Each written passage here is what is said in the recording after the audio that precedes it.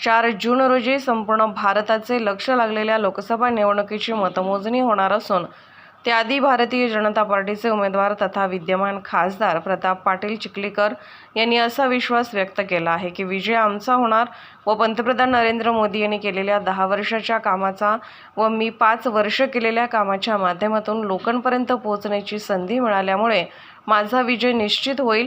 कुठल्याही उमेदवाराला असं वाटते की मी देखील विजयी होईल अशी टीका खासदार प्रताप पाटील चिखलीकर यांनी महाविकास आघाडीचे उमेदवार वसंतराव चव्हाण यांच्यावर केली आहे। तेव्हा मला आत्मविश्वास आहे की मी जिंकेल, कारण मोदी साहेबांनी केलेल्या 10 वर्षातल्या कामावर लोक समाधानी आहेत असं माझं मत आहे। 5 वर्षात मला जी काही सेवा करता आली त्याबद्दलही लोक समाधानी असावेत असं माझं मत आहे। त्याच्यामुळे विजय भारतीय जनता पक्षाचा निश्चित आहे। प्रतिस्पर्धी उमेदवार आहेत ते सुद्धा विजयाचा दावा करत आहेत, मोठ्या मताधिक्याने निवडून येणार असं आहे की निवडणुकीमध्ये जो उभा राहतो त्या प्रत्येकाला वाटणं स्वाभाविक आहे आणि त्याच्यामध्ये गैर काही नाही आहे।